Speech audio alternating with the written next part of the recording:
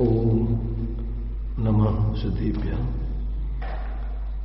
ओम नमः सिद्धेभ्यः। ओम नमः सिद्धेभ्यः।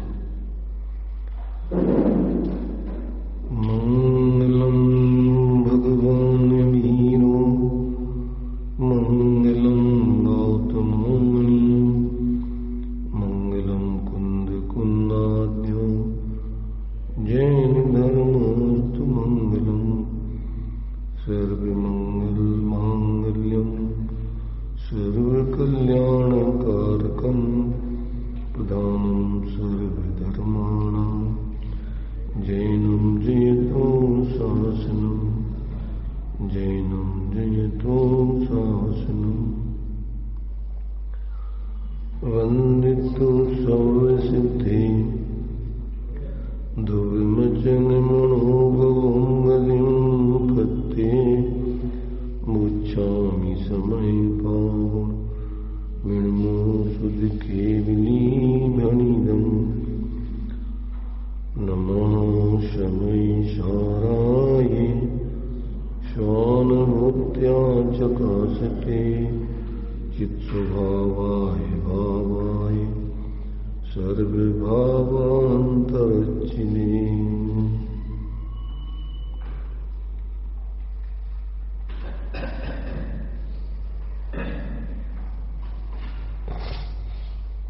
चर्चा अपनी समय सारजी ग्रंथ में जो एक साथ 6 गाथाएं ली हैं 29 भावों से आत्मा के स्वरूप की पृथकता बताने वाली, ऐसी इन 6 गाथाओं के माध्यम से अपनी चर्चा चल रही है। तो इसमें 50 से लेकर 55 तक की गाथाएं ये जीव के जो 29 भाव हैं वो नहीं हैं, और जीव एक ज्ञान स्वरूप चेतन स्वरूप अपनी अनुभूति से पृथक अनुभव में आता है, ऐसा जो है इस 6 गाथाओं में आचार्य देव ने स्पष्ट किया है। तो तात्पर्य वृत्ति के माध्यम से अभी अपन इन गाथाओं के भाव को समझ रहे हैं। देखिए, तात्पर्य वृत्ति में अपन ने कल पढ़ा था, थोड़ा सा उसको पढ़ के आगे चलते हैं। अब बहिरंग में वर्णादि तथा अंतरंग में रागादि भाव पुद्गल के हैं, शुद्ध निश्चय नैसे वे जीव के स्वरूप नहीं है, ऐसा निरूपण करते हैं। वर्ण गंध रस स्पर्श जो रूप शब्द से वाच्य है, ये कैसे कहे जाते हैं? रूप शब्द से वाच्य। एक रूप कह देने पर ये सब पुद्गल के गुण धर्म आदि सब आ जाते हैं। तो कहते हैं एक रूप शब्द से वाच्य, और स्पर्श रस गंध वर्ण वाली मूर्ति और औदारिक आदि 5 शरीर, समचतुरस्त्र आदि 6 संस्थान, वज्र वृषभ नाराज आदि 6 सहनन, ये सभी वर्णादिक धर्म शुद्ध निश्चय नय से धर्मी जीव के नहीं है। यह धर्म साध्य है, और धर्म धर्मी का समुदाय रूप समुदाय लक्षण यह पक्ष है, जिसे आस्था संधा प्रतिज्ञा भी कहती है। ये वर्णादिक पुद्गल द्रव्य परिणाममय होने के कारण शुद्धात्मानुभूति से भिन्न होने से यह हेतु है। इस प्रकार यहाँ व्याख्यान में पक्ष व हेतु रूप से 2 अंग वाला अनुमान जानना चाहिए। क्या कहा यहाँ पर?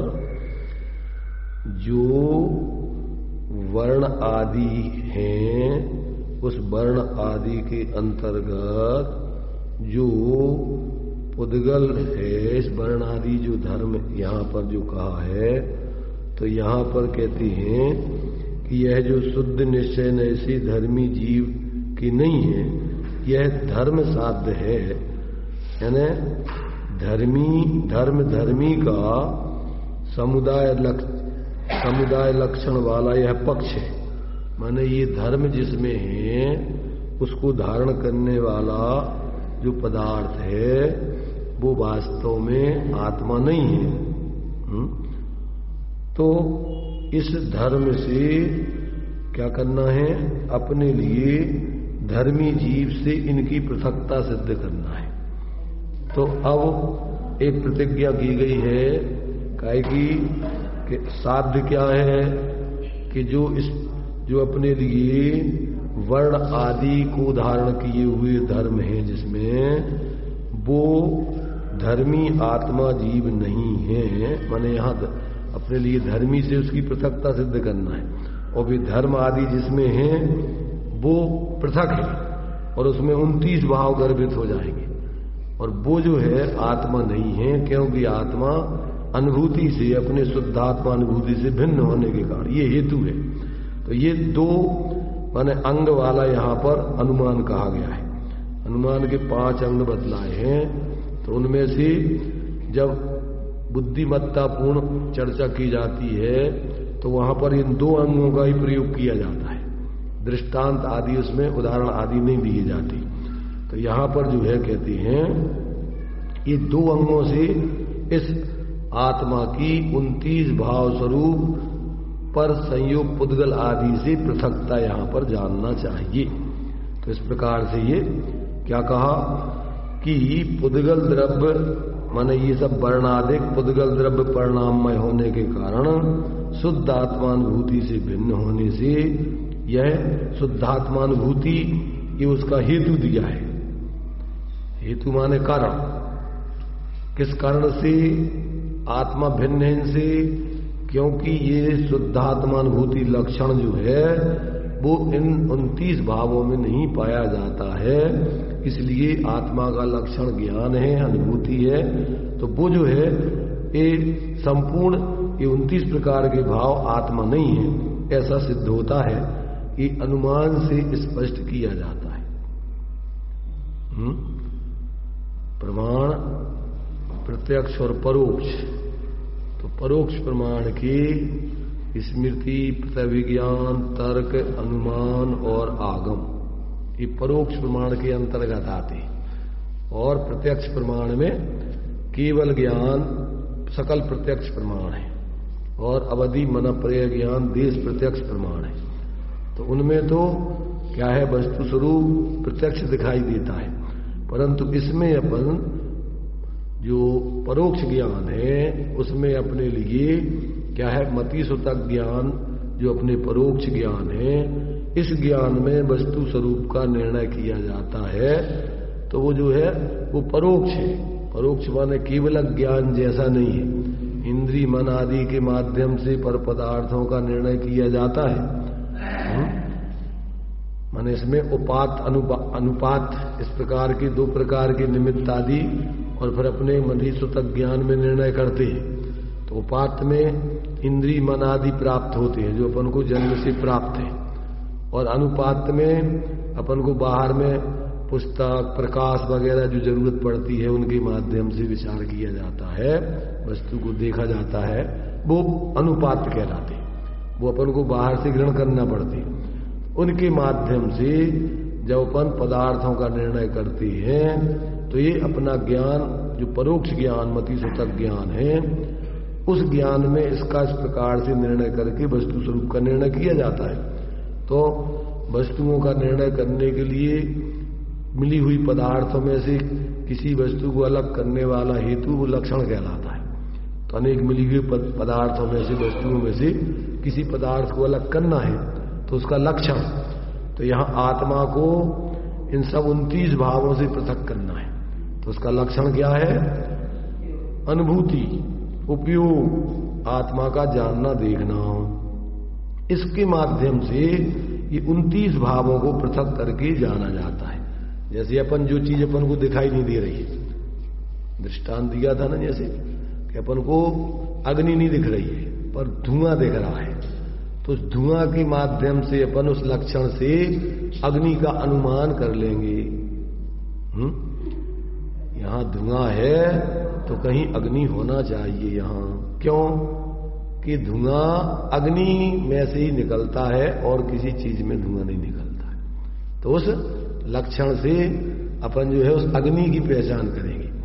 ऐसे ही यहां पर जो जानना देखना होता है वो आत्मा में होता है, और ये सब शरीर आदि वर्ण आदि सब अचेतन है, पौद्गलिक है, ये सब जानते नहीं है। इसका मतलब ये आत्मा नहीं है, आत्मा इनसे पृथक है। तो ये यहां पर क्या है कि जो वर्णादिक हैं वे आत्मा से पृथक हैं। इन वर्णादिक की पृथकता करना है अपन को, काय से? आत्मा से। तो वर्णादिक की पृथकता और आत्मा की इनसे माने किससे पृथकता? आत्मा से। तो आत्मा का लक्षण क्या है? ज्ञान या उपयोग या अनुभूति। तो उस अनुभूति में ये चीजें नहीं पाई जाती हैं, इसलिए ये सब वर्णादिक आत्मा नहीं है, आत्मा से पृथक हैं। ऐसापन अभी आत्मा देखा नहीं प्रत्यक्ष, तो भी अपन अनुमान से ऐसा निर्णय कर सकते क्या? जो चीज अपन को दिखाई नहीं दे रही हो परंतु फिर उसकी सिद्धि करना है, तो उसके लिए पृथक करने के लिए अपन को क्या है? अनुमान से लक्षण आदि के माध्यम से उसकी पृथकता करते हैं समझ करके। तो यहां पर अब आत्मा की इन 29 भावों से पृथकता सिद्ध करना है।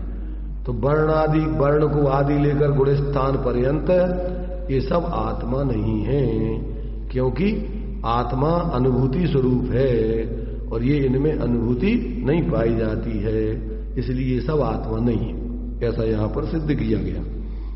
तो देखिए अब राग देश, ये तो पुद्गल आदि इनसे पृथकता सिद्ध कर दी। अब राग देश मोह और मिथ्यात अवरति प्रमाद कसा योग, ये क्या? ये 5 प्रत्यय मिथ्यात अवरति प्रमाद कसाय और योग, ये 5 प्रत्यय तथा मूल प्रकृतियां एवं उत्तर प्रकृतियों के भेद से भिन्न किए जाने वाले ज्ञानावरणादि 8 प्रकार के कर्म और औदारिक, वैक्रियक, आहारक, ये 3 प्रकार के शरीर और आहार आदि 6 पर्याप्ति, 6 पर्याप्तियां जो दी हैं, आहार, शरीर, इंद्रिय, श्वासोच्छ्वास, भाषा और मन, ये 6 पर्याप्तियां होती हैं। तो ये भी सब काय की बनी हुई हैं। ये भी 6 पर्याप्ति रूप नो कर्म, ये सभी शुद्ध निश्चय नए से जीव के नहीं हैं। किस कारण से जीव के नहीं हैं? क्योंकि ये सभी पुद्गल द्रव्य परिणाममय होने से शुद्धात्मानुभूति से भिन्न हैं। अभी अपने ज्ञान में ही देखो, ज्ञान स्वपर प्रकाशी है, ज्ञान में ही स्वपर को निर्णय करने की, जानने की सामर्थ्य है, और किसी में नहीं। ना तो अजीबों में तो है ही नहीं, पुद्गल धर्म, धर्म, आकाश, काल जो अजीब द्रव्य है उनमें तो जानपना होते ही नहीं है। और आत्मा में भी ज्ञान गुण को छोड़ करके और किसी गुण में स्वपर प्रकाशक पना नहीं है। दर्शन में सामान्य रूप से स्वपर का भाषण होता है, तो उसमें विशेष रूप से जानपना होता नहीं। इसलिए एकमात्र ज्ञान ही गुण है आत्मा में कि जो स्वपर को पृथक पृथक जान करके और पर से पृथक होकर के अपनी अनुभूति कर सकता है। इसमें हो सकती है अनुभूति, ज्ञान में ही ऐसी अनुभूति करने की सामर्थ्य है। इसके अलावा और कोई गुण इस प्रकार से स्वपर को जानने की सामर्थ्य वाला नहीं है। अपनी आत्मा में भी एक ज्ञान गुण ही है जो स्वपर को जानता है, बाकी गुण इस प्रकार का भेद नहीं जानते। अभेद रूप से आत्मा में सब गुण रहते हैं, फिर भी उनमें जो एक एक गुण का स्वरूप है वो कथनचित अलग अलग है।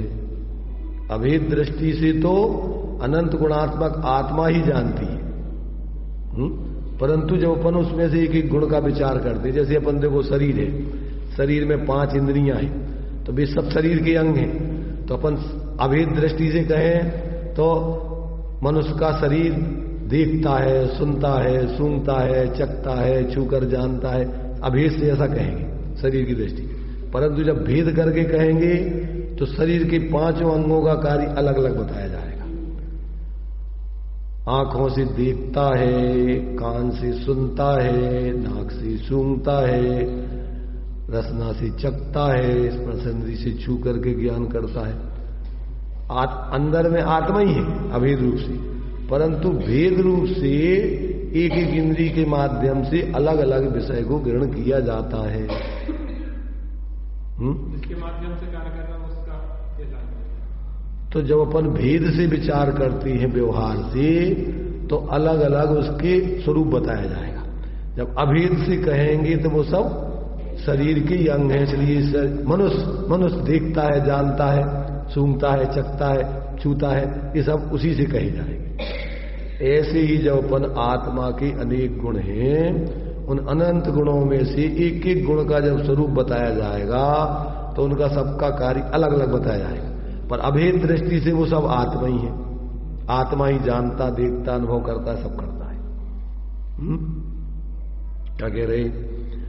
तो ये जो है अपन को क्या है कि शुद्ध निश्चय नय से आत्मा वास्तव में क्या है? अनुभूति स्वरूप है। अनुभूति अकेली नहीं, अनुभूति स्वरूप आत्मा है। तो आत्मा ऐसे ज्ञान से लक्षित, ज्ञान उसका विशेष गुण है, तो उस ज्ञान लक्षण से लक्षित ऐसा अनंत गुणात्मक आत्मा अपन ज्ञान में अलग से अपन उसका अनुभव कर सकते हैं, क्योंकि ज्ञान में ही ऐसी सामर्थ्य है। और अज्ञान दशा में, ज्ञान में जब मिथ्यात्पूर्वक प्रवृत्ति होती है तो ज्ञान में ऐसा भ्रम खड़ा हो जाता है, तो वो ही अपने लिए क्या होता है? मोह राग देश का कारण बनता है। वो ही मिथ्या ज्ञान का निर्णय अपन को मोह राग देश का कारण बन करके चतुर्गति के परिभ्रमण का कारण बनता है। और वो ही ज्ञान अपन जब तत्व निर्णय करके स्वपर का भेद विज्ञान करते हैं, तो वो ही ज्ञान अपने लिए मिथ्यात्व के नाश पूर्वक सम्यक्त का कारण बन करके मोक्ष मार्ग और मोक्ष का कारण बनता है।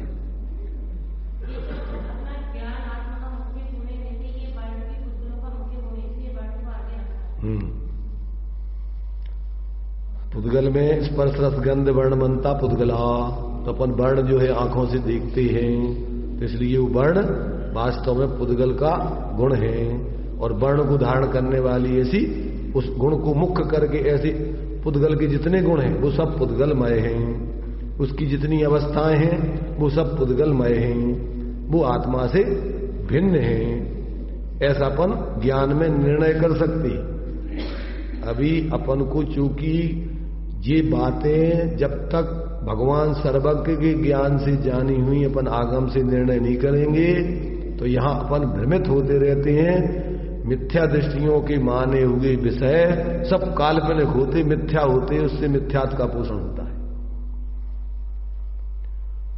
अभी अपन लोक में तो ये जितने भी संयोग दिख रहे हैं, ये संयोग वास्तव में देखा जाए तो पुद्गल द्रव्य की पर्याय हैं सब। क्या है? इसलिए अघृत मिथ्यात्व में क्या लिया है भावदीपिका में? दृश्यमान पुद्गल पर्यायों में द्रव्य बुद्धि, इसका नाम अघृत मिथ्यात्व। माने सिखाना नहीं पड़ता, ये तो पर्याय में अपन को जो पंचेंद्रियों के विषय दिखते हैं उनमें अपन एक एक वस्तु मान लेते उसको, जबकि वो क्या है? वो अनेक पुद्गल परमाणुओं के पिंड हैं, वो द्रव्य नहीं है कोई। अनेक पुद्गल परमाणु रूपी द्रव्य तो उसमें पुद्गल परमाणु है, तो अनेक पुद्गल परमाणुओं का समूह है, इसलिए वो बिखर जाते हैं, वो कोई एक से बने नहीं रहते। द्रव्य तो अखंड होता है, उसको कभी खंड नहीं होता है। तो ये जो है अपन को सबसे पहले तो स्थूल रूप में अपन को इसी में जो है द्रव्य बुद्धि चलती रहती है ये, और फिर उसमें अपनापन परायापन, जबकि वो सब पुद्गल से रचित है, वो अपने से भिन्न है, आत्मा से भिन्न है। भी आत्मा के कभी नहीं होगी, पहले थे नहीं, अभी है नहीं, भविष्य में होंगे नहीं। क्यों? कि उनकी सत्ता अपनी अलग अलग है सब पौद्गलिक। अब ये अपन को पहले आगम पूर्वक युक्ति से और ज्ञानियों के अनुभव से, और फिर जब स्वयं ऐसा अपना भेद विज्ञान करके ज्ञान में आत्मा का अंदर में अलग निर्विकल्प होकर अनुभूति नहीं कर लेंगे तब तक आत्मा की प्रतीति, अनुभूति पूर्वक प्रतीति होती है। बिना जाने हुए का श्रद्धान गधे के सींग के समान। गधे के सींग के समान माने क्या होता है? जैसे गधे के सींग नहीं होते ऐसे तुम्हारा श्रद्धान हो ही नहीं सकता है। वो सब दूसरों का है, धुप्पलबाजी वाला है। क्या है वो वास्तव में श्रद्धानाभास है। कौन सा? देखो, अकेले आगम से अकेली परोक्ष युक्ति, यानी अपन को अनुमान ज्ञान युक्ति तर्क लगा करके ये अपन ने जैसे ये भी बताया ना, तो अकेला अनुमान ज्ञान वास्तव में क्या है? ये अपने लिए आत्मानुभूति नहीं है। जब तक ये जीव क्या अनुमान से निर्णय तो करे, पहले आगम से युक्ति तर्क लगा करके अनुमान आदि से ये निर्णय तो करे, पर जब तक उसका आत्मा का साक्षात्कार निर्विकल्प होकर अनुभूति नहीं होती है तब तक अपने लिए आत्मा की सम्यक प्रतीति नहीं हो सकती। क्यों? कि आत्मा के अनुभव के साथ उसका अतीन्द्रिय आनंद प्रकट होता है। ज्ञान और आनंद का जोड़ा है। जहां तुम्हें आत्मा का ज्ञान होगा वहां से आत्मा में आनंद भी है, ऐसे अनंत गुण है, तो उसमें से उसका असाधारण गुण एक आनंद भी है। वो अपने जीवन में अनुभव के साथ प्रकट होता है, और वो जब प्रकट होता है तो अपन को जो सुख की कल्पना बाहर के पंचेंद्रियों के विषय भोगों में है वो खत्म हो जाता है। फिर राग आदि प्रकट दुख रूप भाषित होते, आकुलता रूप भाषित होते। जब तक अपन को निराकुलता रूप आत्मा का अनुभव नहीं होता तब तक अपन बाहर में ही सुख की खोज करते रहते हैं, भटकते रहते हैं। इसलिए यहां पर कह रहे हैं कि वास्तव में जब तक जीव को ऐसा पहले इन सबसे पृथकता का निर्णय नहीं होता और उसका अनुभव नहीं होता तब तक उसके जीवन में क्या है? मोक्ष का मार्ग, मोह रहित होने का मार्ग उसके जीवन में प्रकट ही नहीं होता है। निरंतर वो यही मिथ्या कल्पनाएं करके अपनी जिंदगी अनंत जीवन बर्बाद कर दी है। जिस पर्याय में जाता है उस पर, क्योंकि इंद्रिय ज्ञान बाहर की तरफ देखता है, इंद्रिय ज्ञान से आत्मा का ज्ञान तो होता नहीं, इसलिए वो तो सब बाहर के इन संयोगों में ही अपना बस उसका जानपना होता है, और जिसको जानता है उन्हीं में एकत्व ममत्व करता है। जब तक आत्मा को इससे पृथक अतीन्द्रिय ज्ञान में आत्मा ज्ञात होता है, इंद्रिय ज्ञान से आत्मा ज्ञात नहीं होता, क्योंकि इंद्रिय ज्ञान से तो पौद्गलिक विषय बनते हैं, पुद्गल विषय बनता है। तो जब तक जीव को ऐसा आगम से निर्णय नहीं करता है, कैसे पहले अनुमान आदि परोक्ष अनुमान ही, और इसके बाद में फिर क्या होगा? स्वानुभव प्रत्यक्ष होगा, और फिर वो तुम्हारा जो अनुमान है वो सम्यक बनेगा।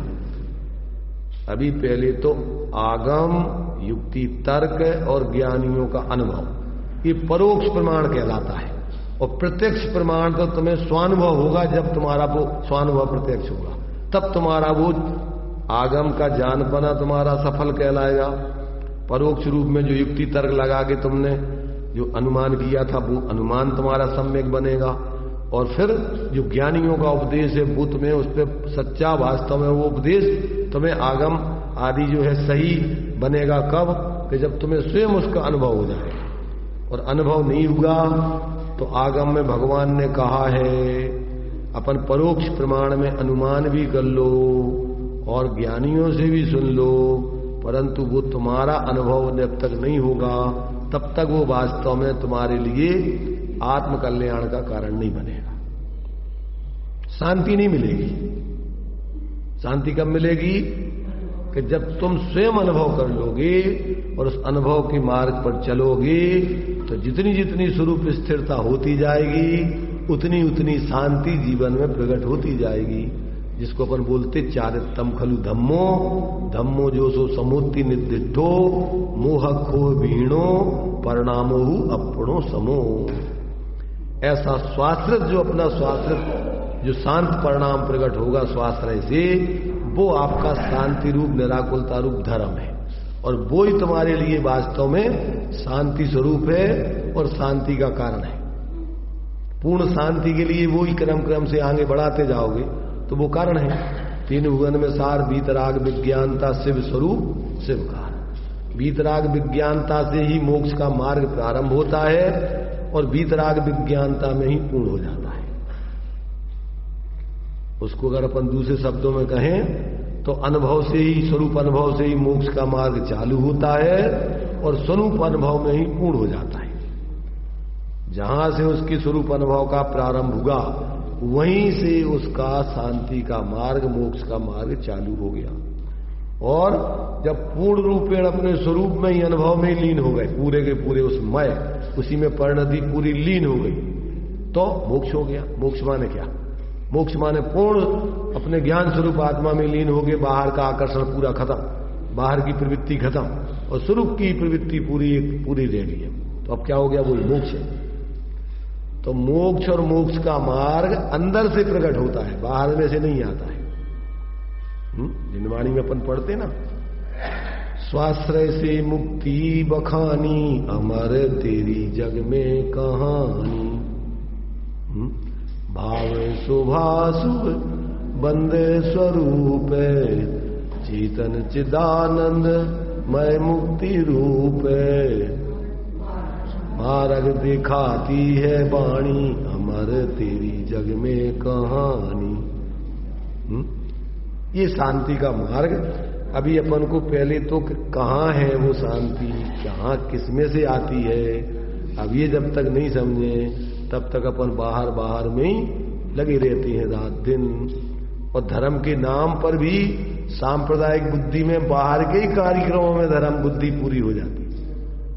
जितने भी सांप्रदायिक कार्यक्रम है सब बहिर्मुक्ता वाले हैं और धार्मिक कार्य तो मूल में अंतर्मुक्ता वाला है, स्वाश्रय वाला है। उसमें तो किसी दूसरे की भीड़ की जरूरत नहीं, संयोगों की जरूरत नहीं। उसमें तो अपनी परिणति और अपना शुद्ध स्वरूप चाहिए।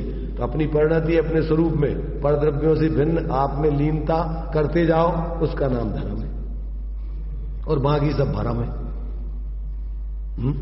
इसकी सिद्धि के लिए अपन को फिर ये सब जितना भी स्वाध्याय करें इस लक्ष्य से, और जो भी प्रवृत्ति उपवास करें तो काय के लिए? स्वरूप प्रवृत्ति, विशेष प्रवृत्ति के लिए, बाहर में दिखाने के लिए नहीं, ख्याति लाभ पूजा के लिए नहीं। आज तक अपन ने क्या किया? जो ख्याति लाभ पूजादि चाय धर करे विविध विध देहदाय, आत्म अनात्म के ज्ञानहीन, जे करनी तन करत छीन, ते सब मिथ्याचार त्याग। अब आत्म के हित पंथ लाग, जग जाल भ्रमण को देव त्याग। अब दौलत निज आत्म सुपाग, अब दौलत निज आत्म सुपाग। क्या अर्थ होता है? क्या करना? हे दौलत राम।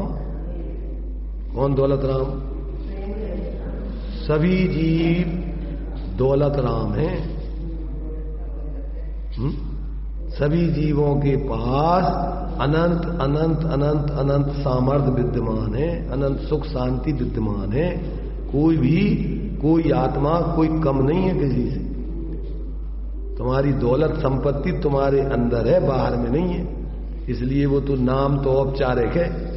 किसी व्यक्ति को संबोधन करके लिखो, चाहे जीव, हे जीव क्या हो, चाहे हे दौलत राम कहो, ये कई बात है। हे जीव, क्या करना तुझे? निज आत्म सुपाग, अपनी आत्मा में अच्छे तरीके से लीन हो जा। तो अपन पागते हैं ना, कोई चीज पाग देते हैं, तो क्या होता? पागना माने उसी रस में पूरा डुबो देते हैं। ऐसे ही अपनी आत्मा में ही अपनी परिणति को अच्छे से लीन कर दो, डुबो दो, इसी में तुम्हारा भला है। बाहर में कहीं कुछ तुम्हारा है नहीं। ये जीव अनादिकाल से बहिर्मुक्ता का ही जीवन जीता रहा है, चाहे धर्म के नाम पर हो और चाहे संसार में तो बहिर्मुक्ता ही है पूरी 24 घंटे। संसार में तो अंतर्मुक्ता का कोई काम ही नहीं है। दुकान चलाओ, धंधा करो, नौकरी करो, जो कुछ करो, घर गृहस्थी में काम करो, तो उसमें अंतर्मुक्ता का क्या काम? उसमें तो पूरा 24 घंटे बहिर्मुक्ता ही का ही काम है, रात दिन। और धर्म में भी सांप्रदायिक बुद्धि से अपन ने जो कल्पनाएं कर रखी हैं, उसमें भी रात दिन फिर वही अब अखंड रामायण चल रही है। क्या चल रहा है उसमें? अपन को पता ही नहीं है क्या बोल रहे। अरे उसमें कम से कम जो पढ़ रहे वही समझो तो समझ, पर अपन तो सिर्फ माइक लगा करके दूसरों को सुनाने की। माइक की जरूरत किसको है? किसको सुना रहे? देखो, लोग जो सुनने वाले हैं उनको सुनाओ तो ठीक है, पर जिनको सुनना ही नहीं है, जरूरत नहीं है, बल्कि और द्वेष करते हो, उनको सुनाओ तो क्या फायदा उससे? भाई जिनको सुनना हो, रुचि हो, तो वो आ जाए, और अपन को चलो उनके सुनने में नहीं आता तो माइक लगा के सुनाओ। परंतु जो सुनने ही नहीं चाहते और बाहर लगा दिया तुमने लाउड स्पीकर जोर जोर से, अब दूसरे लोगों का बेचैनी हो रही। मना कर देते ना, गवर्नमेंट यूपी में तो सब बंद कर दिए। पता है कि नहीं कर दिए? भाई धर्म तो तुम स्वांता सुखाए करो ना, दूसरों के लिए कर रहे हैं कि तुम जबरदस्ती दूसरों को जबरदस्ती अपने हिसाब से पढ़ मत कराना चाह रहे।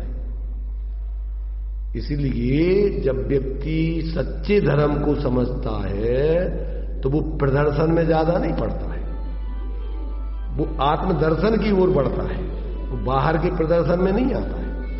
बाहर में तो उतना ही करता है जिसमें दूसरों को अगर उनकी रुचि है तो ला भी समझे, सुने, निर्णय करें, और अगर रुचि नहीं है, नहीं सुनना चाहते तो क्या है? जबरदस्ती तो कोई किसी को समझा नहीं सकता।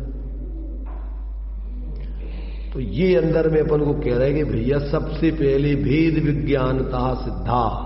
आज तक जितने भी सिद्ध बने हैं वो काय के बल से हुए हैं, और जितने संसार में बंधे हैं अस्सेव अभाव तो बद्धा, उस भेद विज्ञान के अभाव के कारण से ही संसार में भटक रहे। भेद विज्ञान का अभाव माने क्या? स्वपर, दो प्रकार से भेद विज्ञान करना है। सम्यक ज्ञान का लक्षण क्या दिया 6 डाला में? स्वपर अर्थ बहु धर्म जुत जो प्रगटावन भान। एक तरफ अपना आत्माराम और एक तरफ पूरे 3 लोक का गांव, 6 द्रव्यों का समूह रूपी गांव लोक। तो अपने चिल लोक से वो बाहर का लोक सब बाहर है, अपने चैतन्य लोक से वो सब बाहर है। उस सबको अपने से भिन्न जान करके उससे मध्यस्थ होकर अपने उस चिल लोक का ही आनंद भोगना, उसमें ही स्थिर होना। तो ये जब तक आपको ऐसा भेद विज्ञान, पहले तो सविकल्प अपने परोक्ष ज्ञान में ऐसा युक्ति तर्क से आगम पूर्वक ज्ञानियों के उपदेश से अपन पहले तो अपने परोक्ष ज्ञान में निर्णय करें, ये बात नक्की करें कि वास्तव में ये बात ऐसी हो सकती कि नहीं। निर्णय कर, नक्की कर, अनुभव कर, 3 चीजें। क्या करना? पहले तो निर्णय करो, और जब निर्णय हो जाए तो नक्की पक्का हो जाए फिर अनुभव करो। अभी तो पहले निर्णय नहीं होगा तो अनुभव कैसे करो? तो पहले तो नक्की करो कि तुम्हारा स्वरूप क्या है। पहले तो पक्का करो कि तुम्हें जैसे शादी करना है तो किससे करना है। अब इधर जा रहा है, उधर जा रहा है, इसको देख रहा है, उसको देख रहा है, तो पहले नक्की हुआ कि नहीं अभी तक? अब नक्की हो जाए तो फिर क्या होता? फिर पक्की हो गई, फिर लगन लगती है, लगन। क्या होती फिर? जब पक्की हो गई इसके बाद लगन होती है। लगन माने क्या होता है? लगन जानते हो? मीरा का भजन है ना, लागी लगन। अब बस वो इसके अलावा कुछ नहीं। मीरा हो गई मगन, हरि गुण गाने लगी, बस वो ही। फिर बस एक धुन है के लिए, मेरो तो गिरधर गोपाल दूसरा ना कोई रे, जाके सिर मोर मुकुट। ऐसे अपन मेरो तो चैतन्य लाल दूसरा ना कोई रे, जाके उपयोग मुकुट मेरो पति सोई रे। अब छाण दई कुल की कहानी, क्या करेगा कोई रे, संतन के बैठ बैठ लोक लाज खोई रे। लोक भय अपन को खत्म, कौन क्या कहेगा अब चिंता नहीं। सबसे पहले लोक भय, जिसको नक्की हो जाता है स्वरूप का, अंदर में धुन लग जाती है स्वरूप की लगन, तो अब उसमय हो जाता है। तो अपन को पहले नक्की होवे, निर्णय करके और फिर अनुभव करें। पहले लगन लगे उसकी कि बस यही काम करने लायक, यही काम करने लायक, इसके अलावा वास्तव में अपना और कुछ नहीं है। ये काम नहीं किया अपन ने, और सब अनादिकाल से करते आए। ऐसा बिल्कुल दो टूक निर्णय करके अंदर में लगन लगे और अंदर में फिर तुम्हारा झुकाव हो तो काम तो अपना ही स्वरूप है, अपने लिए अनुभव में, अपने ज्ञान में अनुभव करना है। वैसे तो लक्ष्य अकेला पर का हटा के अंतर्मुक्ता, बस इधर देखना मात्र है। ज्ञान में आत्मा तो व्याप ही रही है भाई, ज्ञान में परद्रव्य तो व्याप्त ही नहीं है। ज्ञान में कौन आता है बताओ? अपनी गुण पर्यायों में अपना द्रव्य ही आता है। गुण पर्याय व द्रव्य अपने गुण पर्यायों में अपने द्रव्य के अलावा दूसरी वस्तु आ ही नहीं सकती, उसकी आने की सीमा ही नहीं है। तो जब अपन को ऐसा अपने ज्ञान में, जो अपने उस ज्ञान स्वरूप आत्मा को भूल के और पर में अपन मूर्छित होकर निरंतर मोह राग द्वेष कर रहे, अब उधर से हटके इधर में अपनापन करे, स्थिरता करे, तो मोह राग द्वेष का अभाव हो जाए। मोह होता है पर में एकत्व ममत, और जब अपने में एकत्व ममत हो गया तो मोह कैसे होगा? मोह माने मूर्छा, पर पदार्थों में अपनापन। मोह कैसे कहते? मोह की परिभाषा क्या है? मूर्छित होना, पर पदार्थों में मूर्छित होना, एकत्व ममत करना, अहंकार ममकार, ये मैं और मेरे, इसका नाम मोह है। एक दर्शन मोह है, चारित्र मोह है। तो दर्शन मोह में अपने को भूल के और पर में अहंकार ममकार करना, ये दर्शन मोह है। और चारित्र मोह में इष्ट अनिष्ट की कल्पना है, अच्छा बुरा, राग द्वेष, ये चारित्र मोह है। तो पर को लक्ष्य करके राग द्वेष होते हैं और पर को लक्ष्य करके एकत्वपना होता है, अहंकार ममकार। इसी का नाम मिथ्यात्व या राग द्वेष, माने यही अपने लिए मोह, यही संसार है। मोह राग रुस दुख की खान, निज को निज पर को पर जान, फिर दुख का नहीं लेस निदान। दुख का कोई कारण फिर रहते ही नहीं है। जब तुमने अपने स्वरूप को अपना स्वरूप जान लिया, पर को पर जान लिया, अब पर में मूर्छित होगी नहीं तो दुखी तुम्हें कौन करेगा? दुख तो तुम्हारा मोह करता है। और अपन मानते कैसे हैं दुखी? भैया हमारे पास मकान नहीं है, अब हमारे पास पैसा नहीं है, अब हमारे पास, अब हमारे मोड़ा मोड़ी की शादी, बच्ची की शादी नहीं हो रही है। बच्चे भी मानते हैं कि शादी हो जाएगी तो हम सुखी हो जाएंगे, और शादी हो जाती है तो एक ऐसी घटना है जिसके बाद दुर्घटनाओं के अंबार लग जाते हैं। समस्या ही समस्याएं खड़ी हो जाती हैं। शादी की एक ऐसी घटना है कि इसके बाद फिर दुर्घटना ही दुर्घटनाएं होती रहती है, रात दिन रोना ही रोना, परेशानी। और इसमें क्या मानता है वो? सुखी हो जाएंगे, उल्टी मान्यता बिल्कुल। तो ये जब तक व्यक्ति के दिमाग में ये नहीं समझ में आए कि सुखी बाहर से नहीं सुखी होंगे, बाहर में हमारा सुख है ही नहीं। अब ऐसा समझो कि दो दुखी व्यक्ति हैं, लड़की भी सोच रही है कि हम दुखी हैं और लड़का भी सोच रहा है हम दुखी हैं, दो ही दुखी हैं। अब दो दुखी इकट्ठे हो रहे हैं, तो अब इनका दुख बढ़ेगा कि सुख बढ़ेगा?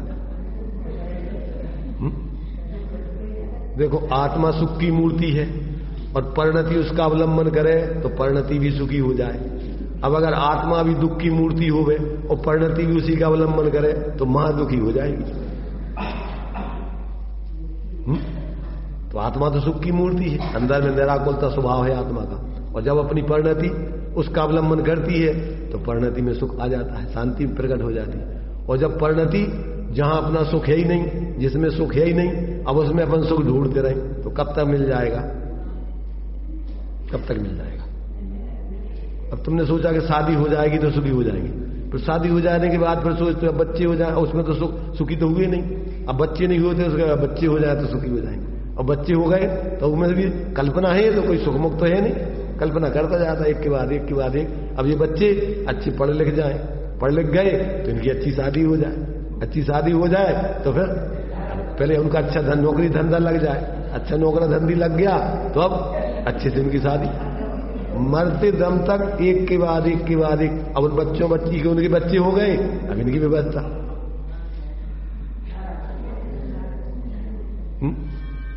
बताओ, कोई अंत है इसका? मिथ्या दृष्टि के विकल्पों का अनंत आनबंदी कसा है, तो अनंत पर पदार्थों में सुख की कल्पना करता रहता है। सुख दुख की कल्पना करता है पर पदार्थ, पर से दुख मानता है और पर से सुख मानता है। तो अनंत आनंदी जन राग द्वेष चलते रहते उसकी। जिनको बुरा मान लेता है उनको हटाना चाहता है, दुख का कारण मान लेता है। जिनको सुख का कारण मान लेता है उनको जुटाना चाहता है। और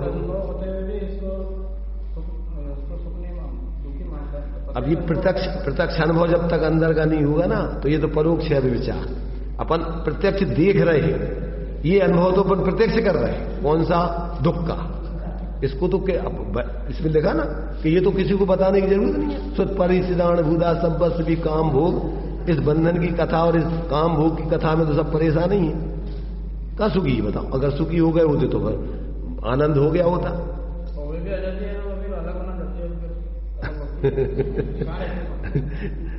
अरे वो तो कल्पना, देखो कल्पना है न। बहु देखो उदय की व्यवस्था है, तो पाप का उदय होगा तो बहु तो क्या तुम्हारा शरीर ही तुम्हारे अनुकूल नहीं होगा। ये बहु तो दूर की बात है। जब शरीर ही तुम्हारा बीमार रहेगा तो तुम क्या करोगे? भाई जहां देह अपनी नहीं तहां ना अपना कोई, घर संपत्ति पर प्रगट है, पर है परिजन लोग। अब जो तो अपन भावना तो 12 भावनाओं में बोलते तो रहते हैं, परंतु समझ में आता क्या? बच्चे की शादी तो सुख के लिए करते हैं, मतलब मान लो अपने से काम नहीं होगा तो बच्चे की बहू आ जाएगी तो काम करेगी, और बहू तुमसे काम करवाती है। उल्टा तुम्हारे लिए अपने साथ से चलाती है। सोचते तो थे कि ऐसा हो जाएगा, पर और उल्टा हो जाता और समस्या बढ़ जाती। तो यही तो इसी का नाम तो मोह है। भाई सोचना ही गलत है ना पहले तो, कि पहले तो तुम्हारे लिए बहू तुम्हें सुख नहीं दे पाएगी, क्योंकि वो खुद ही दुखी है बेचारी। वो तो परेशान हो गया है कि चलो तो आगे अपनी सुख सुविधाएं ढूंढेंगे। अब इधर तुम सोचो उससे अपन अपनी इच्छाएं पूर्ति, अब वो कैसे करेगी? वो अपनी इच्छा पूर्ति करेगी कि तुम्हारी पूर्ति करेगी? इसलिए ये सब भ्रम है। जब तक अपन को ये निर्णय नहीं होता तब तक जीव इसी में भटक रहा है। और वे सब उसको सिखाने वाले भी सब मोही थी। दिया इसमें समझदार जी ने इस गाथा में कि आचार्यत्वपना सब करते परस्पर। आचार्यत्वपना माने उपदेश देते हैं, तुम ऐसा कर लो सुखी हो जाओगे, ऐसा कर लो, ऐसा कर लो, ऐसा कर लो, और उनको खुद ही नहीं पता सबका।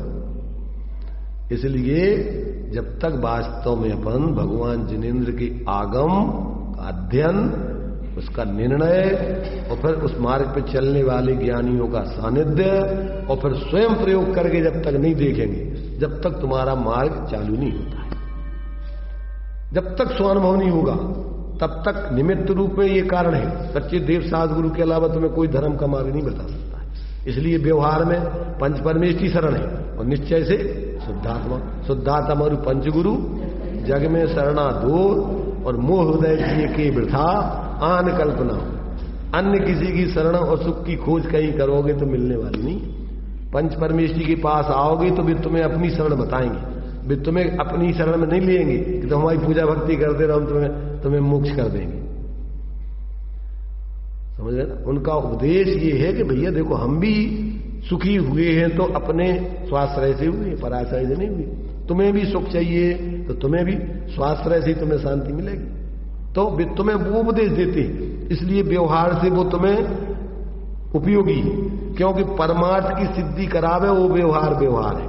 जो निमित्त तुम्हें परमार्थ में पहुंचावे वे निमित्त सद निमित्त है, और जो तुम्हें बहिर्मुखता में लगावे, मोह बढ़ावे में लगावे, वे निमित्त नहीं है, कुनिमित्त है वे।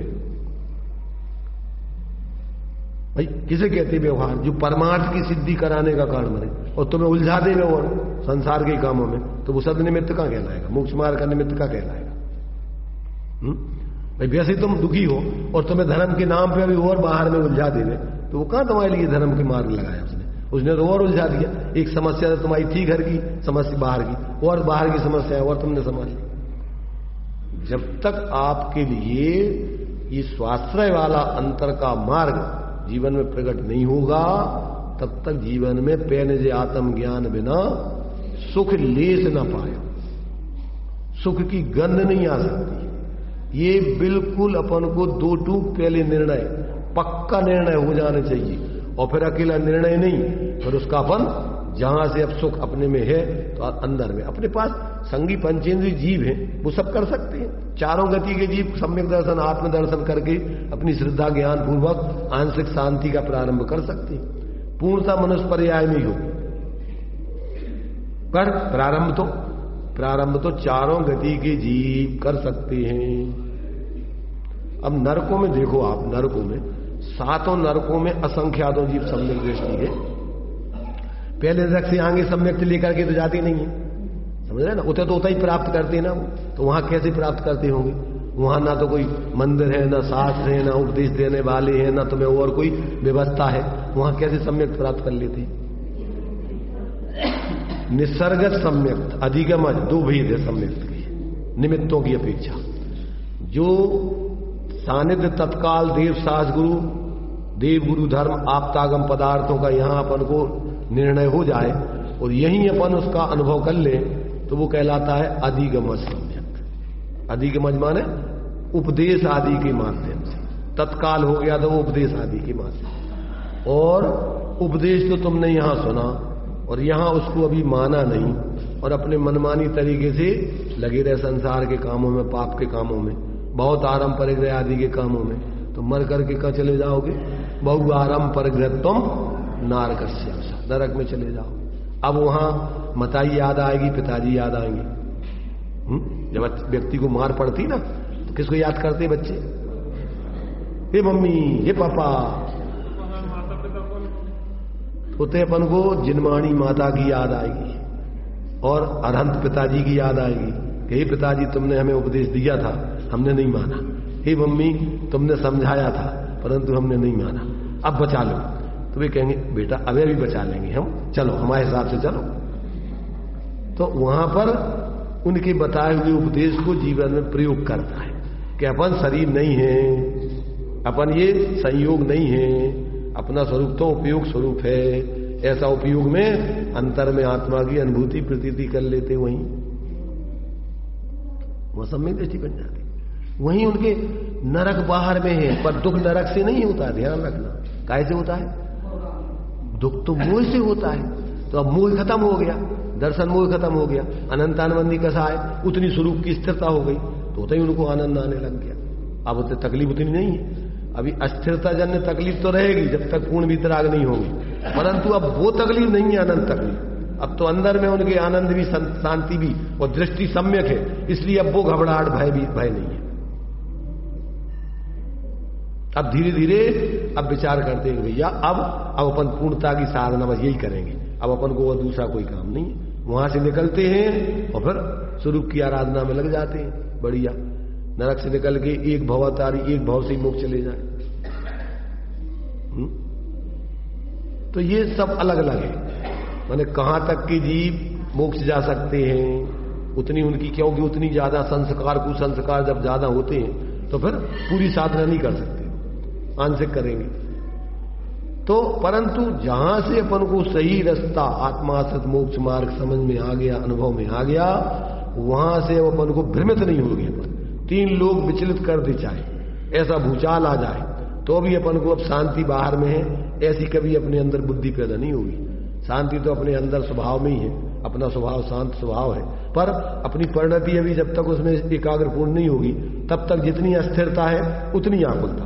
तो आकुलता अपनी अस्थिरता की है, पर पदार्थों की नहीं।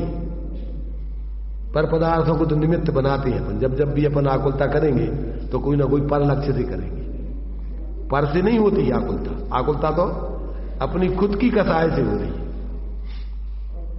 मोह से हो रही है। लोग में भी अपन देखते हैं, घर में 10-20 जने हैं, ये जने हो, उनकी सबकी जैसी जैसी कसाय जिसकी ज्यादा तीव्र होती उसको बहुत ज्यादा आकुलता होती, बहुत ज्यादा। उसके लिए माने क्या होता है, उतावलापन, बहुत जल्दी हर काम करना चाहता है। कसायों में बहुत जल्दी उपयोग चंचल बहुत होता है, जल्दी से जल्दी हर काम करता बाहर का। और जिसको कसाय मंद होंगी अथवा कसाय निष्कसाय, तो निष्कसाय में तो उसको आकुलता होती नहीं है, निराकुलता होती है उसको। मंद कसाय है तो कम आकुलता होगी, तीव्र कसाय है तो ज्यादा आकुलता होगी, और निष्कसाय है तो निराकुलता। कसाय रहित पने में निराकुलता और कसाय में आकुलता, ये माप अपन समझते। अपन 6 ढाला की तीसरी ढाल पढ़ते ना, आत्म कोहित है सुख सो सुख आकुलता बिन कहिए। निराकुलता में सुख है। अब अपन देख लो, जहां आकुलता हो रही तो समझ लो कि अपन क्या कर रहे, कसाय कर रहे ज्यादा। मंद कसाय वाली प्रवचन सुनने आते, क्योंकि विशुद्धि लब्धि होती है उसकी। 5 लब्धियां बतलाई सम्यक प्राप्त करने वाली, क्षयोपशम, विशुद्धि, देशना। तो देशना जिनवाणी सुनने की मंद कसाय होगी, विशुद्धि होगी, तभी आएगा। तीव्र कसाई व्यक्ति उपदेश सुनने नहीं आ सकता, और आएगा भी तो इतना मचा देगा, लड़ाई झगड़ा करेगा, कुछ ना कुछ उठापटक करेगा। आएगा नहीं, आएगा तो तीव्र कसाय होंगी तो यदवा तदवा प्रवृत्ति करेगा। इसे भी कसाय के काम चाहिए वो। इसलिए जो उपदेश शांति से सुनते हैं उनकी कसाय मंद है जब ही सुनते हैं, और सुनते हुए में कसाय उसकी अत्यंत और मंद होती जाती है। और फिर विशुद्धता पूर्वक अंदर में उपदेश जीवन में लागू करके प्रायोग लब्धि, और प्रायोग के बाद करण लब्धि। जब वो उसके उस उपदेश को सुनने समझने लगता है, निर्णय करने लगता है, तो फिर उसके परिणाम और विशुद्ध होते हैं। और फिर जब अंदर में प्रयोग, भेद विज्ञान का प्रयोग करने लगता है, तो फिर धीरे धीरे वो अपने स्वरूप सन्मुख करण लब्धि में पहुंचता है, और करण लब्धि पूर्वक उसको आत्मानुभूति पूर्वक सम्यक्त हो जाता है। ये क्रम है उसका। पहले तो क्षयोपशम ज्ञान इतना होना चाहिए जिसमें अपन समझ सके, तो वो संगी पंचेंद्री पर्याय होती है। फिर विशुद्धता, उसकी सही बात सुनने के लिए उतनी कसाय उसकी शांत हो जैसे वो शांति से बैठ के सुन सके। तीव्र कसाई व्यक्ति तो क्या होगा, सुनती नहीं है, वो सुनाता है अपनी यदवा तदवा, या तो चैन से बैठेगा नहीं। तीव्र क्रोध होगा तो वो लड़ते झगड़ता रहेगा। मान होगा तो वो अपनी सुनाएगा, दूसरों की सुनेगा ही नहीं। तीव्र मानी व्यक्ति अपने को विशेष बताना चाहता है। मायाचारी व्यक्ति क्या करता है, वो शांति से बैठते नहीं, कुछ ना कुछ खुरापात उसको उड़ता रहता है। और लोभी व्यक्ति इतना समय से बैठेंगे अपन तो इतने में जाने कितना कमा लेंगे, क्या क्या कर लेंगे, वो आके बैठ ही नहीं सकता। इसलिए जब उसकी कसाएं मंद हो तब जाकर के उसको जिनवाणी सुहाती है।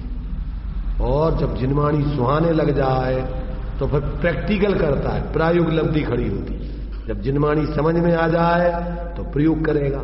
अब समझ में नहीं आएगा तो प्रयोग काहे का करेगा।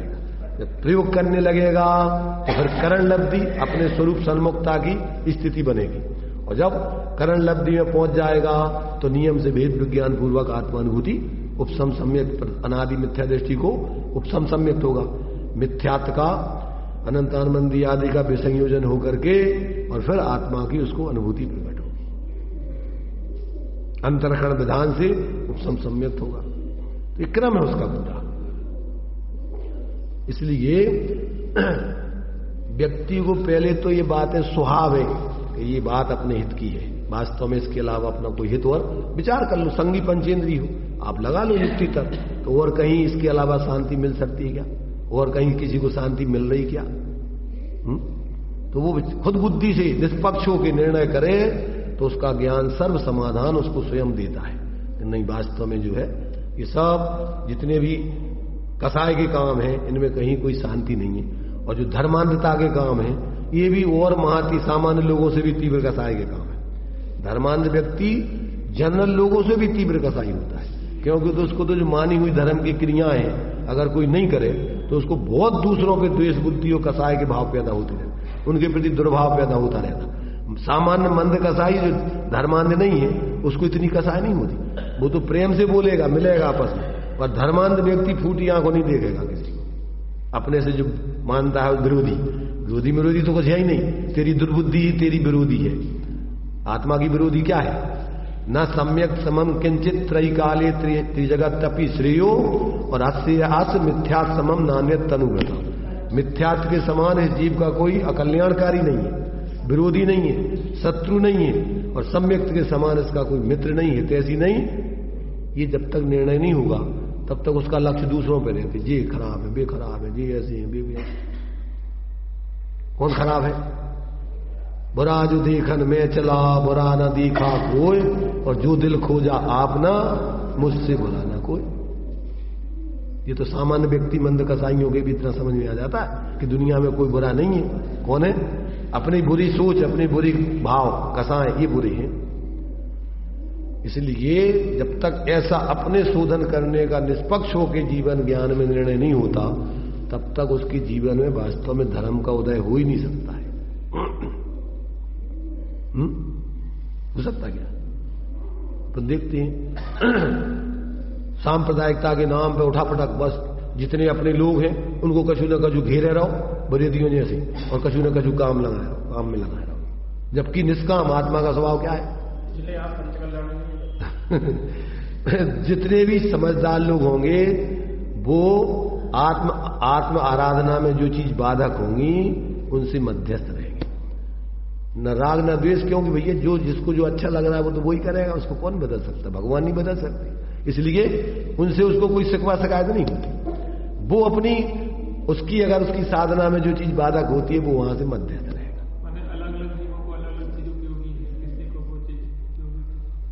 किसी को एक ही चीज उपयोगी है, आत्मा को छोड़ के कोई उपयोगी नहीं है आत्मा को। माध्यम तो अगर इसका कारण बनता है तो माध्यम है, अन्यथा तो सब क्या है? सप्तम चतुर्गति में ले जाने के कारण माध्यम है। और तुम्हारी बुद्धि में सब समझ में आ जाएगा। जब पक्षपात होता है तो कुतर्कें दे करके ऐसे ही अपनी कसायों का पोषण करते हैं जी। कि लिखा तो है शास्त्र में, ये तो लिखा है ऐसा करना, ये करना, ये करना, ये करना, लिखा तो है, पर प्रयोजन क्या है उसका? वो सिद्धि हो रही तेरी कि नहीं? पहले वो तो देख कि अगर वो तेरे लिए कसाय शांत होने का, मिथ्यात्व को नाश करने का, तत्व ज्ञान होने का कारण बन रहा है तो ठीक है, परंतु तू तो उससे और अपनी कसाय का, मिथ्यात्व का पोषण कर रहा है, तो कहां तेरे लिए कारण बन रहा है? लिखा तो है कि अपन को अच्छा भोजन करोगे तो स्वास्थ्य अच्छा रहेगा, पर अब तेरे लिए पचा ही नहीं रहा है, और अच्छा भोजन करेगा तो मरेगा कि नहीं मरेगा? भाई पचने भी तो चाहिए, अच्छा ताकतवर भोजन करने चाहिए। डॉक्टरों ने तो शेड्यूल बना दिया, पर तेरे लिए पच रहा है क्या? तेरे लिए तो अकेली अभी पाचन शक्ति तेरी कमजोर है। जब बीमारी से उठता है व्यक्ति तो उसके लिए दाल का पानी पिलाया जाता है अकेला। अब तू इकट्ठा जल्दी से हलवा बना के खाने लग जाए बादाम का तो क्या होगा? तो किस भूमिका में क्या उपयोगी है तुझे होश है कजू? जब तक डॉक्टर के सानिध्य में तू दवाई नहीं करेगा तो क्या करेगा? तू तो सोचता जल्दी से हम ताकतवर बन जाए और खूब घी पी ले उठा के 1 किलो, बन जाएगा ताकतवर? उसको पचना भी तो चाहिए। ऐसे ही तुम्हारे लिए किस भूमिका में तुम खड़े हो, तुम्हें अभी कौन सी चीज उपयोगी है, कितनी उपयोगी है, ये भी तो विवेक होना चाहिए तुम्हें।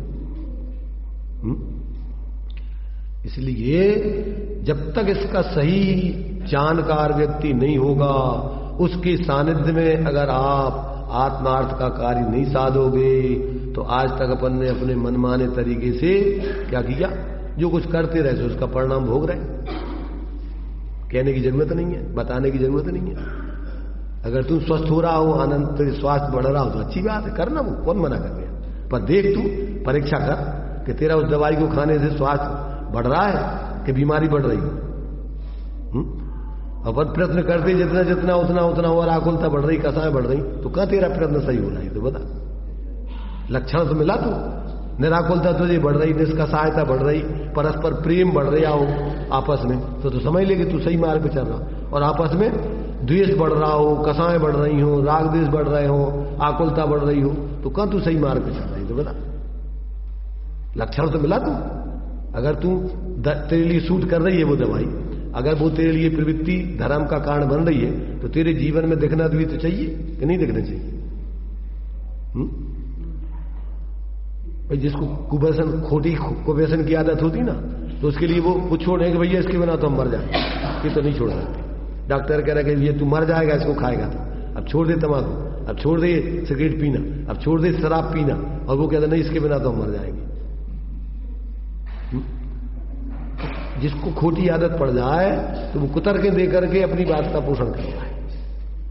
और अगर वास्तव में उसका विवेक जागृत है तो भले ही पहले कष्ट जैसा लगता है छोड़ने में, उसको जो आदत पड़ी ना खोटी, उसको छोड़ने में उसको थोड़ी तकलीफ जैसी लगती है, पर बाद में उसका आनंद आने लगता है।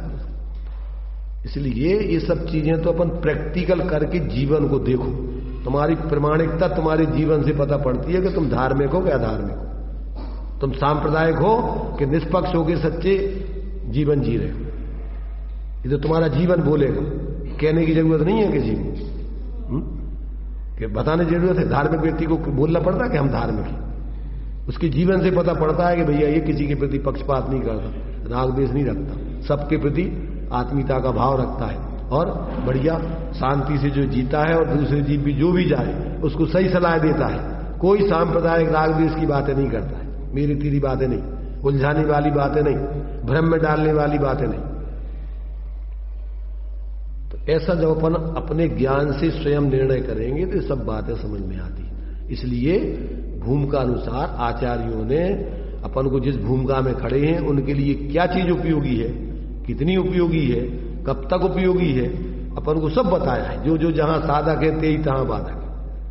जब अपन प्रारंभिक भूमिका में है, जब अपन मंदिर ही नहीं आते, सदनिमित्तों में नहीं बैठते, तो भैया यही धर्म बताएंगे कि मंदिर चलो, पूजा पाठ करो, थोड़ा बैठा करो स्वाध्याय। जब पूजा पाठ करने लगे तो भैया अब थोड़ी भगवान की भी सुनो, तुम अपनी अपनी सुनाओ उतरे भगवान, थोड़ा स्वाध्याय भी करो, बैठो।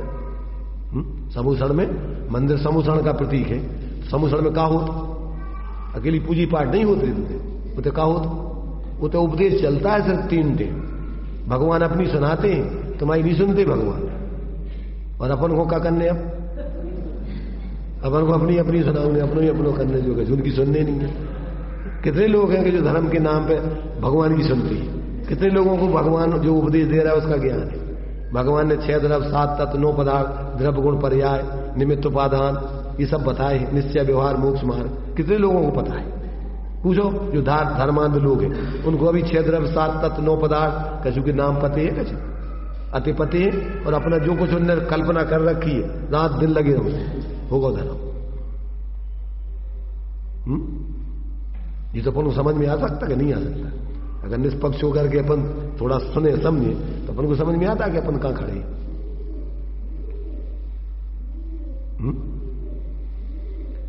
नहीं आ रहे समझ में? ये बातें हमारी जो है अटपटी लगती हैं सब है? परंतु लग जाते हो, परंतु सबसे बड़ी खतरनाक है।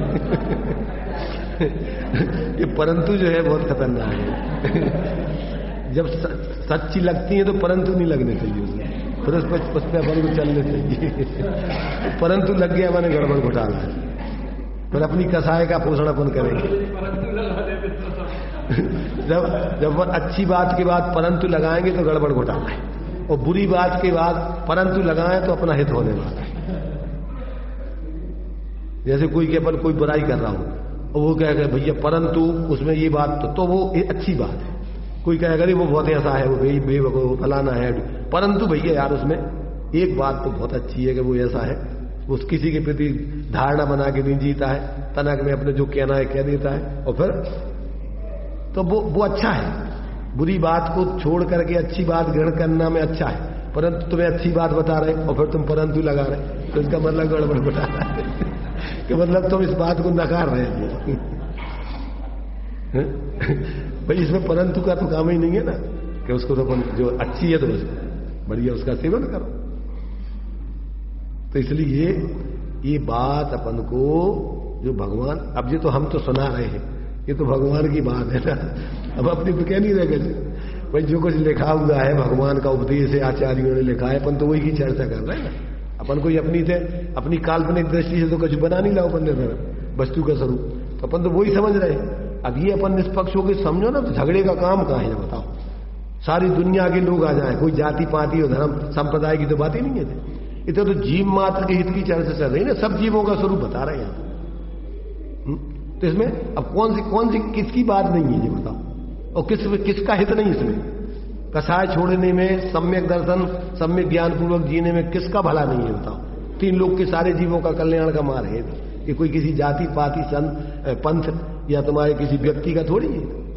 ये तो सभी जीवों के कल्याण की विधि बता रहे, यही मार्ग है, दूसरा कोई मार्ग है ही नहीं। जितने भी सुखी हुए हैं वे सब इसी मार्ग से हुए। सर्व अरंत ने विधि नष्ट की ने जिस विधि सबको बताई वही विधि, सबको वही विधि बताई, भैया हम इस मार्ग से सुखी हुए, तुम भी इसी मार्ग से हो गए। अब इसमें परंतु का क्या काम है? भाई जो तो बात सीधी सीधी है, 2 2 4। अब 2 2 4 होते परंतु कैसे? अब जो परंतु 2 2 4 ही होते, इसके अलावा और क्या होगा? इसलिए मार्ग तो एक ही है। सबसे पहला तत्वार सूत्र का पहला सूत्र है सम्यक दर्शन ज्ञान चारित्राणि मोक्ष मार्गा। किनके लिए? अरे जिसको सुखी होना है। सभी जीव ये त्रिभुवन में जीवन सुख चाहे दुख तय भयवन, 3 लोग के जीव सब सुखी होना चाहते, कौन दुखी रहना चाहे? तो सब जीवों के लिए। इसलिए भाई देखो, ये भेद विज्ञान की चर्चा अपनी चल रही। अपना स्वरूप क्या है, मूल में क्या नहीं है, ये बात अपन जब तक नहीं समझे तब तक अपन भ्रमित होकर कुछ भी कल्पनाएं करते रहो, परेशान होते रहो, शांति नहीं मिलेगी। इतना बहुमूल्य जीवन है और अपन सुखी होने के लिए ही प्रयत्न कर रहे हैं। ध्यान रखना, जितने जीव हैं वे काय के लिए प्रयत्नशील है, परंतु वे समझते नहीं है सुख कहाँ है, सुख किसमें मिलता है, उसकी विधि क्या है। और अब पूरी जिंदगी भर रोते रहेंगे जिंदगी भर, और आखिरी में कुछ नहीं मिलेगा, जीरो। और पर पछताते हुए पर बेहोशी में मर जाएंगे। बेहोशी में जी रहे, बेहोशी में मरेंगे। क्या? सोते हुए, रोते हुए, बोझा ढोते हुए, 3 चीजें हैं। और भजन भी अपन ने बना लिया और गा रहे भी अच्छे से। सोते सोते में निकल गई सारी जिंदगी, बोझा ढोते में निकल गई सारी जिंदगी, रोते रोते में निकल गई सारी जिंदगी। अब किसको सुना रहे तुम? अरे भाई तुम रोते रोते क्यों तुम रो रहे हो, तो बताओ। अपना कारण तो खोजोगे, काय को रो रहे तुम, काय को बोझा ढो रहे। जैसे वो गाड़ी पे बैठा हुआ सिर पे बोझा रखे, भैया तू काय को बोझा रखे सिर पे, जबरदस्ती को। जब कोई किसी के बोझा ढोने की जरूरत ही नहीं है, सब वस्तु स्वतंत्रता चल रही है, सब अपना अपना काम अपने अपना कर रहे हैं, तो तू काय को दूसरों का जबरदस्ती बोझा ले रहा? समझना। परंतु किंतु नहीं लगा के उसको अपन जितना हो सकता है जीवन में अपन दूसरों की तरफ से नहीं बोले, अपन अपनी तरफ से बोले। अपन दूसरों की तरफ से परंतु लगा देते हैं कि परंतु वो समय ऐसा आया हो वैसा है, तो दूसरों की तरफ से मत सोचो, अपनी तरफ से अपन को कोई परंतु नहीं। अपन को समझ में आ रहा है, अपन उसको यथायुग जीवन में प्रयोग करते हुए जियो, आनंद आए। कौन नहीं मान रहा है? अब वो तो वो जाने, अपन को उससे कोई लेना देना नहीं, क्योंकि संसार की जिम्मेदारी कोई नहीं ले सकता है। क्यों? व्यवस्था ही नहीं है लोगों में, एक दूसरे की जिम्मेदारी की व्यवस्था नहीं है लोगों में। अब मान लो जैसे देखो बाढ़ आ गई तो सब डूब रहे हैं, तो अब क्या करोगे तुम? अब खुद बचोगे? सब डूब रहे हैं, तो अभी बाढ़ में से तुम क्या करोगे? तुम तैर के तुम्हें अपने बचने के अधिकार है, तो दूसरों को तो देखो, दूसरों को अपन बता सकते विधि कि देखो भैया तुम भी ऐसा तैरो तो तुम बच जाओगे, परंतु अपन छोड़ के दूसरे को तो तराओगे तो 2 ही चीज से जाओगे। इसलिए दूसरों को तो बताने की विधि है कि भैया देखो अगर तुम्हें डूबना नहीं है, इस बाढ़ से बचना, तो इस तरीके से तुम भी तैरो तो तुम भी पार उतर जाओ। तो उनको अपन बता सकते हैं अगर भी चाहे तो, और नहीं बताना नहीं सम सीखना चाहे तो उनको जबरदस्ती कौन समझाए। इसलिए अपन कि बहुत ही आनंदमय अपने लिए जो है, ये अपने लिए आचार्यों ने अपना जीवन जीते हुए अपन को ये सब बातें लिखी हैं। आनंद से जीवन जीने के लिए, प्रैक्टिकल करते हुए जीवन जीने के लिए लिखी हैं, और अपन प्रयोग करेंगे, किसी को पूछने की जरूरत ही नहीं पड़ती, और बताने का भी अपन को फिर आकुलता नहीं होती। कदाचित कोई पात्र हो तो बता दो, और नहीं है तो अपन को कहां पड़ रही जरूरत, अपन को क्या उससे हानि है? अगर कोई नहीं समझेगा तो अपनी क्या हानि, और समझ लेगा तो अपन को क्या मिलना है? अरे समझ लेगा तो उसका हित है, और नहीं समझेगा तो वो परेशान, तो अपन को कहां तकलीफ है? इसलिए साधक व्यक्ति को समझाने की आकुलता नहीं होती, समझाने का कर्तृत्व का बोझा नहीं होता है। सहजता में वो जी रहा है, कोई आ जाता है तो प्रेम से अपन ने अपने लिए भोजन बनाया है और कोई आ गया तो खिला दिया कि भैया आ जा तुम भी खा ले। इतना तो अपने पास बन ही जाता है। अथवा कभी कभी क्या होता है कि अपन अपने में से भी कि भैया तू खा ले, चल तू भी खा ले हम भी खा ले, इतने में से अपन बराबर मार, तो अपन उसको संयोग कर ले। परंतु अब सामने वाले की जरूरत ही नहीं दिख रही, वो जबरदस्त अपन उसको जबरदस्ती देना चाहो, वो भागा जा रहे हैं और अपन उसको पकड़ रहे हैं कि तू आ जा ले ले, तो कहां व्यवस्था है? इसलिए साधक व्यक्ति को शांति से आराधना करते हुए आनंद में जीता है। दूसरे व्यक्ति अगर कोई रुचिवान हो, अगर उनकी रुचि दिखे तो उसको भी बता देता है, समझा देता है। मान लो तो शाबाश, और नहीं मानो तो भी शाबाश। देखो इतना तो भिखारी लोग जो मंद कसाई भिखारी होते ना, तो हेमानु वो क्या करते, जो दे सो उसका भला और जो ना दे सो उसका भला। तीव्र तीव्र कसाई भिखारी हो गए तो उसको गुस्सा आता है, परंतु जो मंद कसाई भिखारी वे भी ये कहते हैं कि जो दे सो उसका भला। तो ऐसे में लोगों को लगता है यार अच्छा आदमी चलो दे दो, पर ऐसे ही जो बिना जबरदस्ती के भैया समझ ले तो तेरा भला है, और नहीं समझे तो हमारी तरफ से तो तेरा भला ही हो, ये भावना भाव। चलिए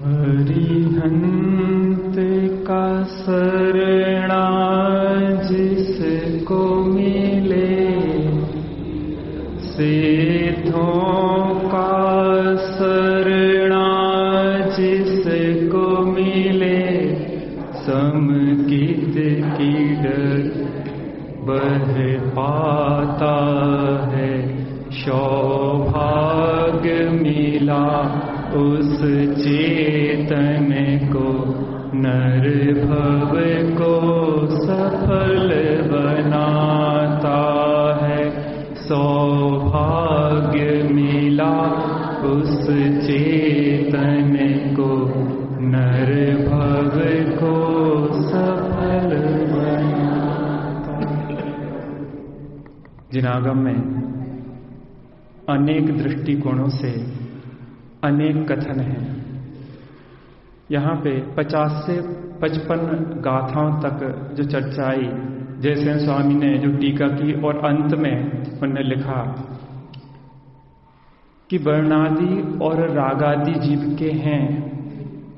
यह व्यवहार से जिनागम में आगम की तरह पद्धति से कहें तो आता है कि ये वर्णादि और रागादि जीव के हैं, लेकिन यहाँ पे अध्यात्म ग्रंथ है और यहाँ पे परम शुद्ध निश्चय नय की तरफ से देखा जाए तो वर्णादि तो आत्मा के है ही नहीं, रागादि भी आत्मा के नहीं है। फिर प्रश्न खड़ा होगा कि रागादि तो आत्मा में ही उत्पन्न होते हैं, कहीं टेबल कुर्सी में तो उत्पन्न होते नहीं है, तो रागादि आत्मा के कैसे नहीं है? तो आचार्य देव न्याय तर्क से उसको सिद्ध करते हैं, क्योंकि ये रागादि पुद्गल द्रव्य कर्म के उदय से होते हैं, इसलिए पुद्गल के हैं। बाहर में अवलंबन रूप नौ कर्म भी पुद्गल रूप होता है, इसलिए पुद्गल के हैं। ये रागादि न स्वयं को जानते हैं न अन्न को जानते हैं, जैसे कि ज्ञान स्वयं को भी जानता है और अन्न को भी जानता है, ऐसे ही यह न स्वयं को जानते हैं न अन्न को जानते हैं, इसलिए ये पुद्गल के हैं और ये निरंतर जीव को दुख ही देते हैं। जो बच्चा हमें निरंतर कष्ट दे वो हमारा बच्चा नहीं हो सकता। इस प्रकार से विविक्षाओं को समझें। आचार्य साहब ने कहा कि किस विविक्षा से कौन सा कथन है, ज्ञानियों के सानिध्य में समझेंगे तब समझ में आएगा, अपने हिसाब से अर्थ निकालते रहेंगे तो कल्याण नहीं होगा। महाभाग्य से ऐसे ज्ञानी जन मिले हैं, शीघ्र अपना हित कर लेना चाहिए।